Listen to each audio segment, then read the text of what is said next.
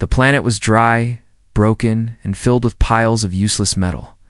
Nothing green, nothing fresh, just heat, wind, and trash. And in the middle of all that mess lived a human boy named Kalen. He had no parents, no friends, no village.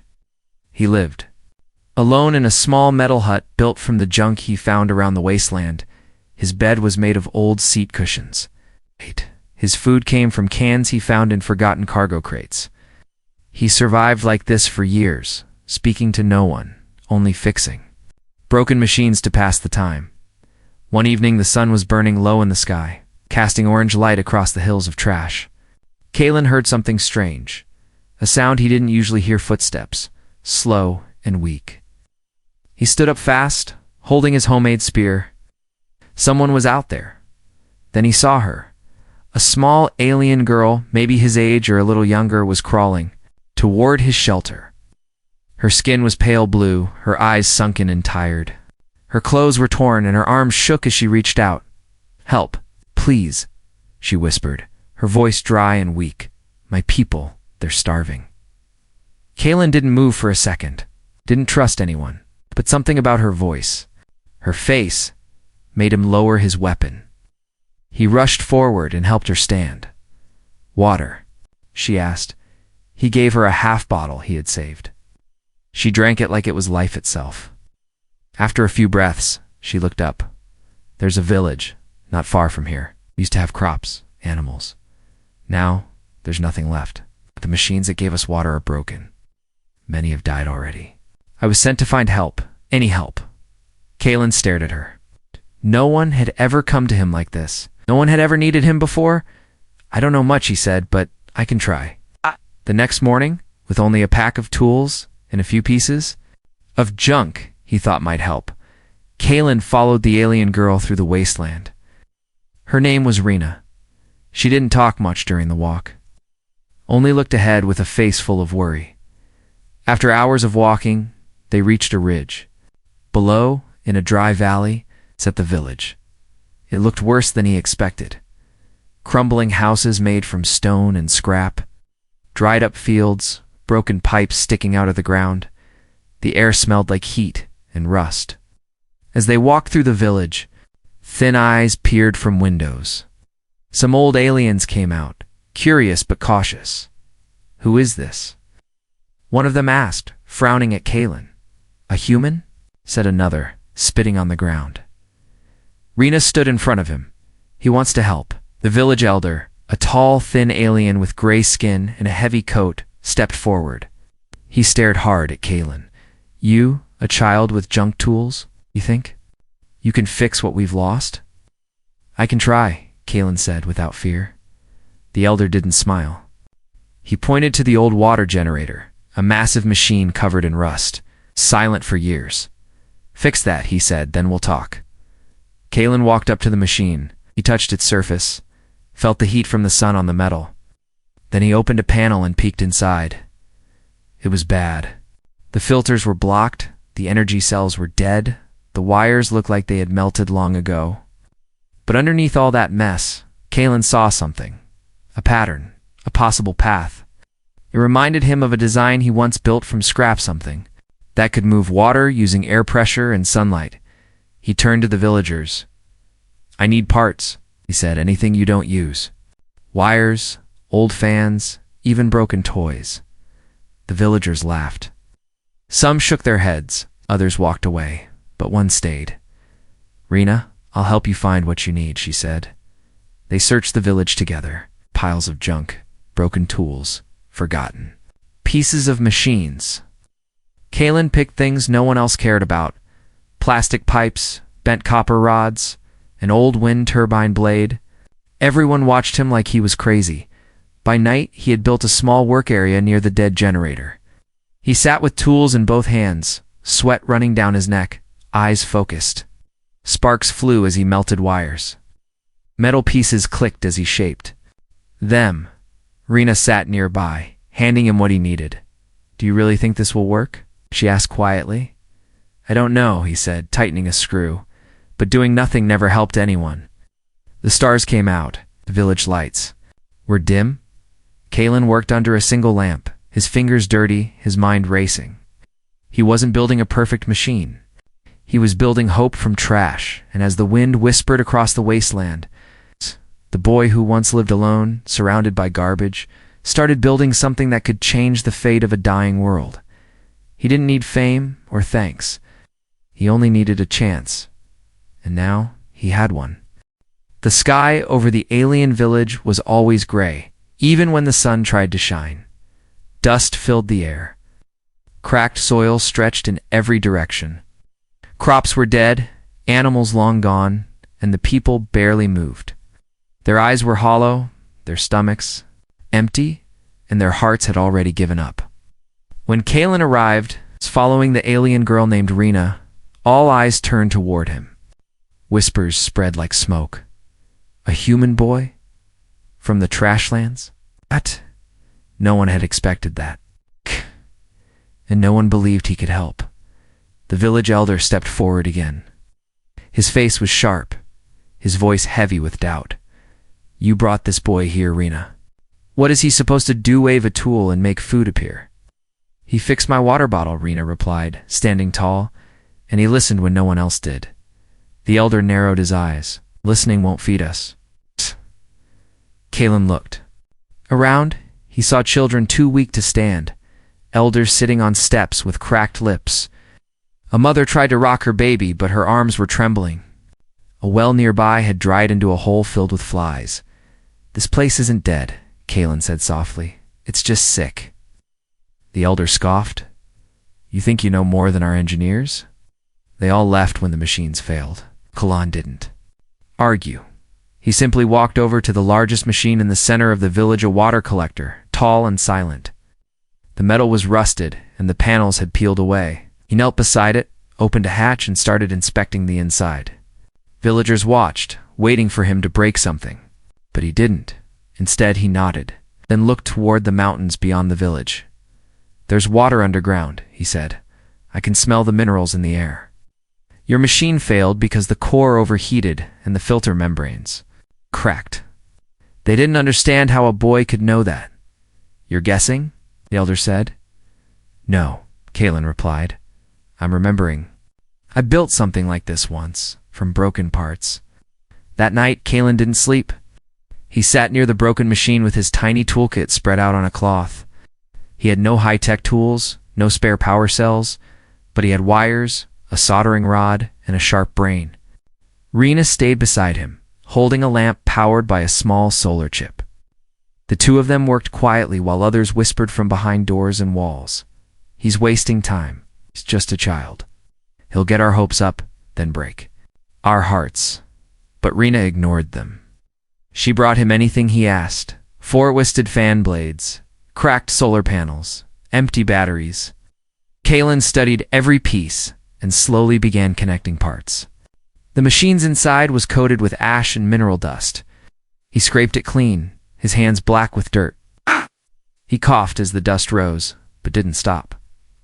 The next morning, he walked to the edge of the village, where a broken wind tower had collapsed. The villagers saw him dragging the turbine blade back toward the center, its surface chipped and burned. What is he doing now? What? One muttered. Kalen set the blade down and looked up. You want clean water again? He asked the crowd. Then stop talking and help. There was silence. And then a small boy stepped forward. His ribs were showing through his skin, but his hands were still strong. He grabbed one side of the blade and helped lift it. Another villager joined, then a third dot. In minutes they were working as one. Under Kalen's direction, they cleaned the turbine, rewired it, and mounted it onto the water machine. It would catch the wind and spin a generator, creating enough power to run a makeshift pump. Kalen designed a filter from crushed rock, layers of cloth, and melted plastic. It wasn't perfect, but it was something. All day they worked there, hands cut and their backs sore. Kalen didn't stop, didn't eat, he didn't even drink. His mind was racing, his heart full. The first time he wasn't alone. He was needed by nightfall. The machine stood taller. The wind spun the blade slowly. A faint hum came from the pump. Everyone gathered around, silent and breathless. Rena stood closest, her eyes wide. Caitlin held a cracked metal cup under the spout and turned a small valve. The machine made a choking sound. A hiss. Then a drop. One drop of water fell into the cup. The village gasped. Then another drop, and two. More. It wasn't much. Just a trickle. But it was real. It was clean. It was life.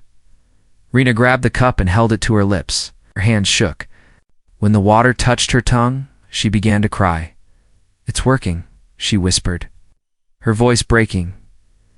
Caitlin smiled, his face covered in dust and grease. "It's just the beginning." Behind him, the villagers stood frozen. Some covered. Their mouths others wept. And the elder, who had doubted him most, walked forward slowly. He stared at the machine, then at the boy. "You did something our best minds could not," he said. "You made us believe again." But Caitlin didn't hear him. He was already looking at the next broken machine already, thinking of how to fix it. He hadn't come here to impress anyone. He came to save them. The machine was working, but it wasn't enough. Caitlin knew it the moment he saw the little girl, chewing on a dry leaf like it was food. The villagers had water now, a thin stream that brought a small breath of life, but their stomachs were still empty. Hunger hung in the air like smoke, silent and choking. He sat by the water unit that night, staring at its gentle hum. It had taken everything just to make this one piece work. But food, that was another problem, bigger, harder. And no one had any ideas left, except him. The next morning, while the village still slept, Caitlin was already at work, not fixing this time, inventing. Rena found him dragging broken carts, torn wires, and what looked like pieces of a broken toy ship. "What are you doing?" she asked. "Making something new," he answered, wiping sweat from his brow, something no one's ever seen before. From a distance, the villagers watched the boy pile up junk again. To them it looked like madness. The elder shook his head. "We needed food. He's building another useless machine." But Caitlin wasn't listening to them. It was deep inside his mind, his thoughts sharper than any blade. Remembered things from Earth, from books he read in old cargo containers about hydroponics, nutrient cycles, chemical reactions that made soil richer. Ideas danced in his head. And this time, he wasn't copying something broken. He was creating something new. Rena stayed close, handing him tools and helping sort metal from wire. She didn't understand what he was doing, but she believed in him. It was enough. By noon, Caitlin had the frame of a strange, tall machine built. From a satellite dish to fan motors, plastic tubing, and old food trays. It stood in the middle of the village like a skeleton of some forgotten creature. The villagers came to see. "What is this?" someone asked. "Is it supposed to cook?" "Food," said another. Caitlin didn't stop. He pulled out an old battery pack, connected it to a solar cell, and powered the unit. It buzzed, then began to shake. The fan spun fast. Air flowed through the tubes. A light glow appeared inside the food trays. "It's not a stove," he said. "It's a grower." "A what?" "A grower," he repeated, pointing to the trays. "If this works, it will grow food faster than your fields ever could. No soil, just water, air, and light." Laughter broke out from the crowd. "You're going to grow food with garbage? It won't last a day. Should stick to fixing leaks." But the boy didn't answer them. He just smiled and poured a tiny cup of water into the top tray, then dropped in the seeds Rena had found in the old storage chest dry. Almost dead, but still holding a chance. Then he stepped back and let the machine breathe. Hours passed. The village waited. At sunset, a gasp came from Rena. Inside the top tray, one of the seeds had opened. A small green sprout had broken through. Not days, not weeks, just hours. The grower had worked. The elder stepped closer, stunned. "That shouldn't be possible." "I told you," Caitlin said softly. "Sometimes hunger needs invention." That night, the villagers didn't go to their homes. They stayed near the grower, watching the tiny leaves grow taller, brighter. The fans never stopped spinning. The lights inside the trays glowed like hope in the dark, and still, some didn't believe. A group of younger aliens, bitter and afraid, whispered among themselves, "He's making us look weak. We didn't ask for a human hero." If it's a trick? The next morning, Kalen found the grower smashed, torn wires, broken trays, the fan motors destroyed. He stood over the wreckage in silence. Not a single word came out of his mouth. Rena saw it too. Her hands trembled with rage. "Why would they do this?" she asked. Kalen didn't answer. He just dropped to his knees and started collecting the broken pieces. The elder came forward, his face tight with shame. "We will find who did this." But Kalen shook his head. "Don't waste time on blame. Help me build it again." The elder blinked. "Still want to help us?"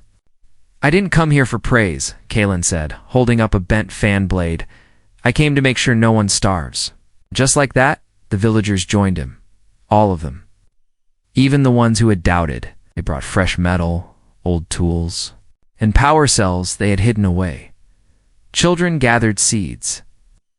Elders offered herbs once thought dead. Together they rebuilt the grower and made it stronger.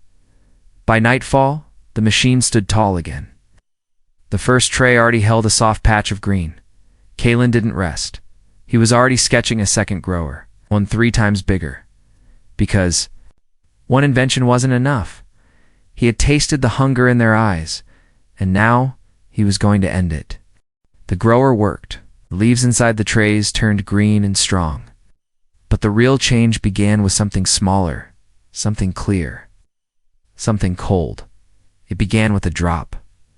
Kalen stood beside the machine as the wind spun its fans in sunlight, powered the lights below the trays.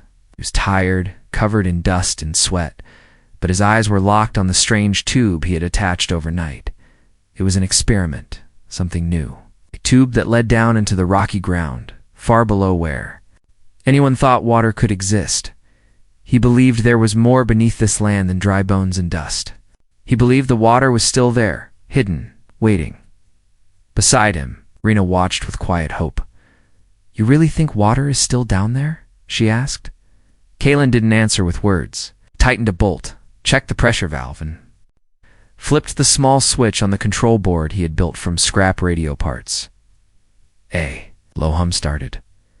The villagers gathered once again, unsure of what this strange setup was. They had seen the grower sprout green, but this new part looked odd. Long tubes, spinning gears, a shaking cylinder made from a washing machine drum. "What now?" someone asked. "He's chasing ghosts," muttered another. But Kalen's hand stayed steady. The humming grew louder. The pump rattled, and then click. Silence. Kalen bent low. He held a cracked metal bowl under the tube, and then it happened. A single drop fell from the pipe. It landed in the bowl with a soft sound that seemed louder than thunder. Plink, the villagers gasped. Then another drop came. Then 2, then 3. Machine wheezed and hissed, but the drops kept falling, forming a small pool in the bottom of the bowl. It was slow, but it was real clean water from the ground, not from storage tanks, not from broken pipes. This was fresh, pure, and untouched by poison. A child ran forward, reaching for the bowl, but stopped when he saw everyone staring. Rena stepped forward instead. She dipped her fingers into the water and touched them to her lips. Her eyes lit up. "It's clean, ain't she?" whispered, turning to the crowd. "It's real." What? In that moment, no one spoke. The elder dropped to his knees. He placed his hand over the bowl and let the drops fall into his palm. "I never thought I would feel this again," he said, his voice shaking. Some began to cry. Others fell silent with wide eyes. Kalen stepped back and looked at his creation. It was ugly, made of trash, loud and shaky, but it worked. It was the beginning of something bigger. "Now we build more," he said, turning to the villagers. "This isn't just a machine, it's a lifeline." From that day, the village changed. The once empty fields were marked with rope lines and sticks. Groups started digging channels, guided by Kalen's simple blueprints. Each grower machine was connected to a pump. The soil was still dry, but when mixed with crushed leaves and water, It began to hold moisture. Kalen taught them how to clean filters, using old cloth and charcoal. He showed them how to connect power cells in a loop for longer energy flow. With each new drop of water, their confidence grew. They didn't just survive, they started living again. Children played near the grower towers. Women planted beans, roots, and leafy greens. Men, once too weak to stand, now hauled stone and built water tanks. The village smelled different, less like rust, more like hope. And yet Kalen never smiled too long. He kept watching the machines, checking for faults, improving each design. He added sensors made from old game controllers. He replaced weak wires with stronger coils stripped from alien radios. Rena watched him work every day. "You don't stop," she said one evening, as the sky turned purple. Kalen wiped his hands. "Hunger doesn't stop either, but you've already saved us." "No," he said, pointing to the next ridge.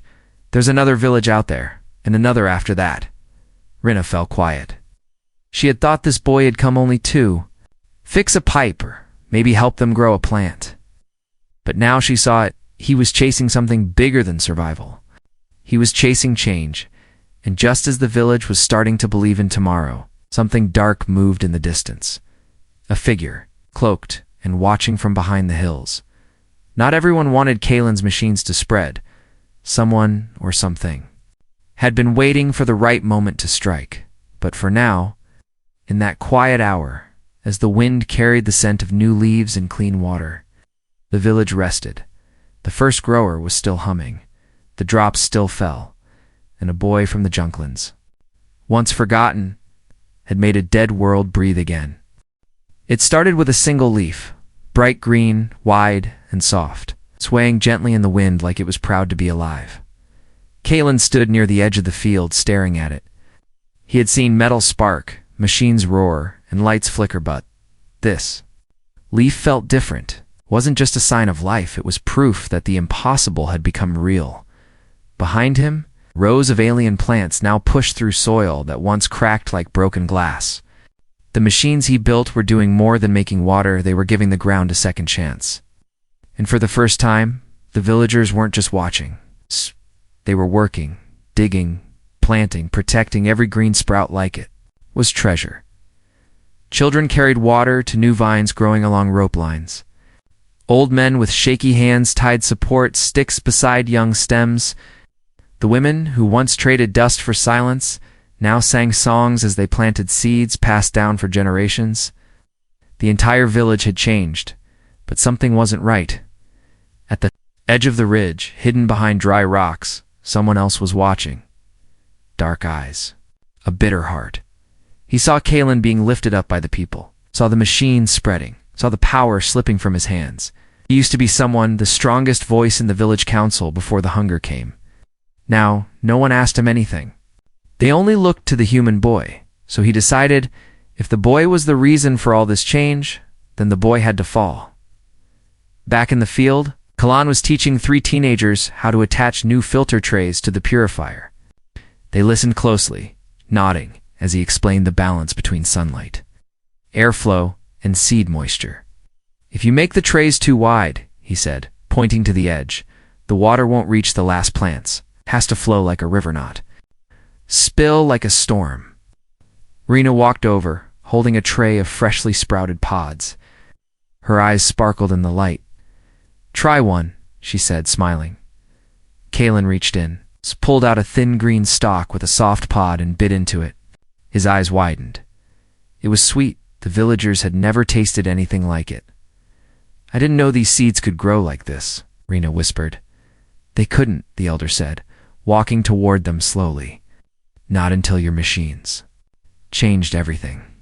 Kalen lowered the pod, suddenly aware of how far they had come from a broken village with no water, 2 fields filled with food, greenhouses made of scrap, and people full of purpose.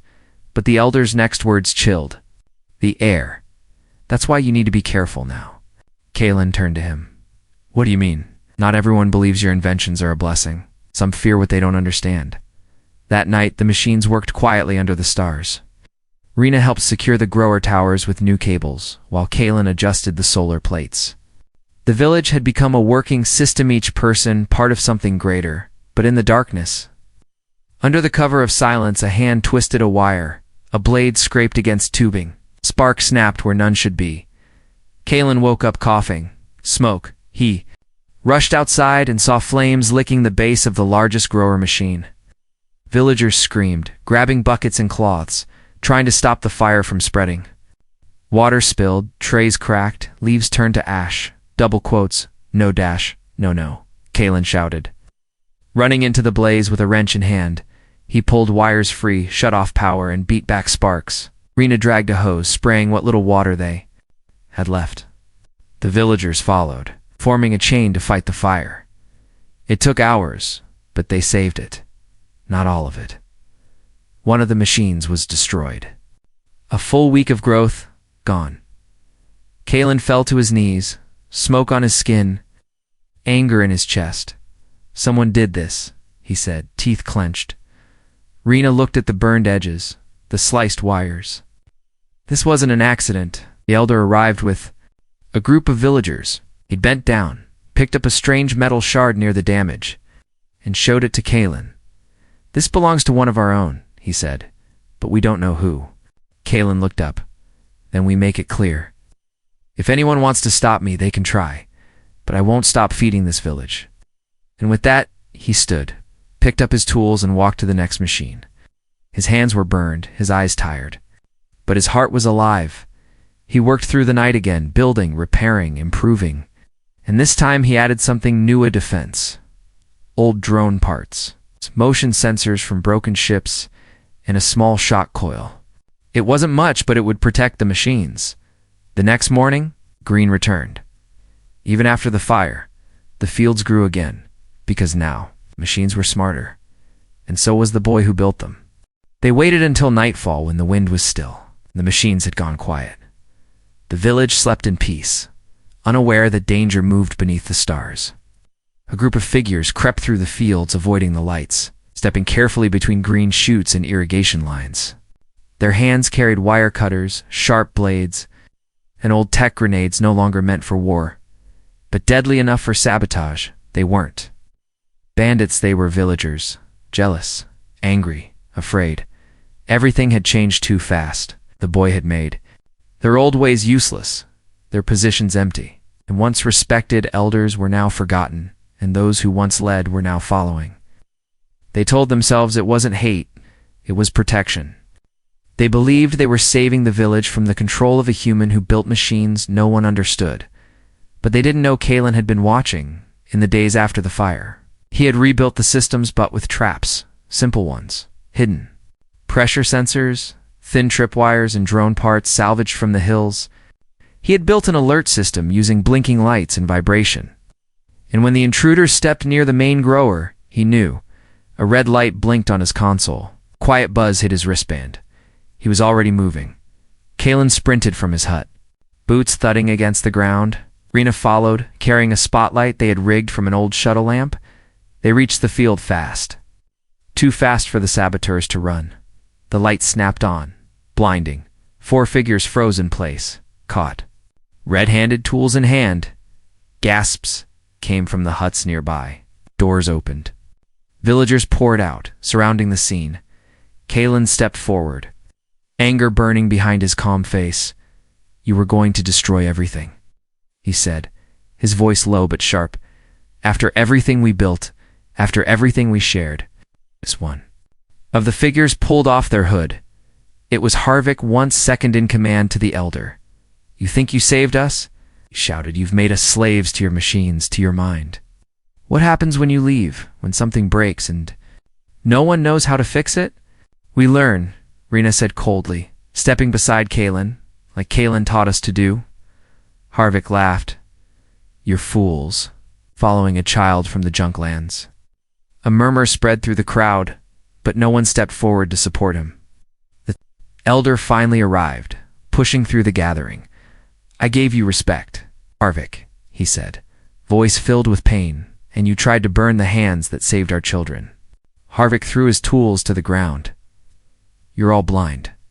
The elder turned to Kalen. "What do we do with them?" Kalen looked at the saboteurs.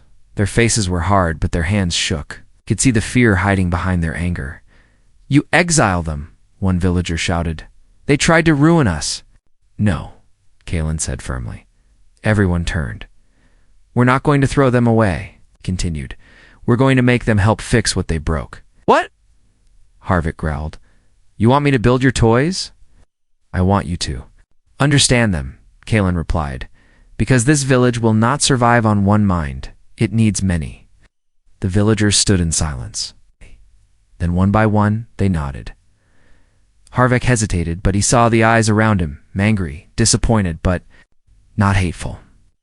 Slowly, he dropped to his knees. "I'll learn," he muttered, "but not for you, for the village." "That's good enough," Kalen said from that night. The machines didn't just belong to Kalen. He started teaching everyone how they worked. He opened every panel, every wire. Children learned about air pressure. Teenagers repaired solar converters. Elders tested soil sensors. And even Harvick, bitter and slow, began to listen. The village became a school, a workshop, a growing field of knowledge. Rena created guides in her native language. Kalen made drawings so simple, even the youngest could follow them. Food doubled, water flowed faster, and the machines grew smarter. One evening, as the sun dipped low, Kalen stood atop a metal tower, watching the horizon. He saw the empty hills stretching beyond. He thought of other villages still dying, still hungry. "This can't stay here," he said. Rena climbed up beside him. Kalen nodded to the others. Kalen nodded. "No one should starve, not when we have answers." "But some villages might not welcome you," she warned. "They'll fear change like Harvick did." "I'm not going alone," Kalen said, smiling faintly. "I have you. And now I have them." Behind them, the villagers worked with joy, laughter, and purpose. They no longer saw the machines as magic. They saw them as tools. Tools they had built with their own hands. Tools that could feed worlds. And somewhere, out there, beyond the hills, the next broken village was waiting. It was taller than any building in the village, made from scrap, shining like gold in the early morning light. The final machine stood at the center of the valley, strong, wide, alive. Pipes ran like vines across the soil. Solar wings spread out like arms ready to embrace the sun. At the top, a tower spun with silent blades, catching the wind and sending power deep into the heart of the machine. Kalen stood beneath it, his hands on his hips, sweat on his brow, a small smile on his lips. He had named it Lifebringer. This was not just a purifier, not just a grower. It was everything he had learned, everything he had dreamed. It pulled water from the ground, filtered poison, grew food in vertical towers, stored power, and even connected with old signal lines to send out a beacon. It didn't just feed one village, it called to the whole planet as the beacon hummed to life. A signal shot into the sky, one simple message in every galactic language Kalen could find. "We have food. We have water. Come and learn, come and live." Within a day, ships began arriving. Old, broken transports from dying colonies. Shaky hovercrafts flown by starving families. Even silent walkers from tribes no one had heard from in decades. They came from the deserts, from the mountains, from crumbled cities and poisoned swamps. They didn't come to take, they came to build. Kalen met them all at the edge of the fields. Some looked at him and saw only a boy, dusty and tired.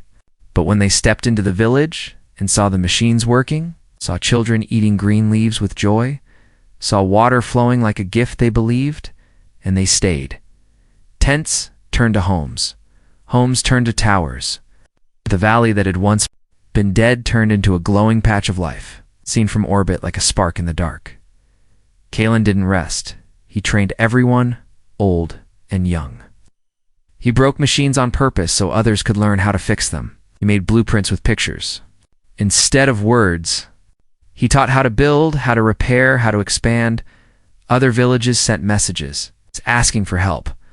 So Kalen chose a team: builders, farmers, dreamers, and sent them out with smaller versions of Lifebringer strapped to carts and ships. Wherever they went, hunger disappeared. One evening, After days of building and teaching, Kalen sat beside the machine's base, his head resting on a metal beam. Rena walked up and sat beside him. "You did it," she said softly. "No," he replied. Pointing toward the fields, "We did it." Rena smiled. "I remember when you were just a boy with tools and trash." "I still am," he said, laughing, just with a bigger toolbox. The elder approached, carrying a rolled piece of cloth. He knelt and opened it, a flag, hand-stitched. By the villagers, in the center, symbol, a gear turning into a leaf. "This will fly above every new life-bringer," the elder said. "You gave us more than food. You gave us a future." Kalen stood, holding the flag with both hands. "I didn't give you anything," he said. "I just reminded you what you were always capable of." That night, as stars filled the sky, the beacon pulsed again, stronger than before. More signals shot back from across the planet. Villages were connecting, people were uniting, the planet was waking up, far away. On a cold mining moon, an alien girl heard the signal and whispered to her brother, "There's a place where green things grow." In a crumbling dome city, a mother packed her few belongings and said to her child, "We're going to the valley of the machines." And above them all, in a passing survey ship, a commander watched the signal and whispered, "A human did this." The crew stared at the screen. "Just one human?" someone asked. "No," the commander replied. "The right one." Back in the valley, Lifebringer hummed softly, releasing warm water into a new channel. Seeds bloomed in the soil like stars reaching up to the sun. Kalen placed the flag on top of the tower. It waved proudly, seen by all who entered. He looked at the horizon. "I'm going farther next," he said, turning to Rena. "Another planet?" she asked. "Maybe," he answered. "Wherever someone's starving, that's where I'll go." Rena took his hand. "Then I'll go with you." And as the stars blinked above and the valley below shimmered with new life, the boy who once lived among garbage became something else entirely. A symbol. A spark. A builder of hope in a galaxy that had forgotten what it meant to grow.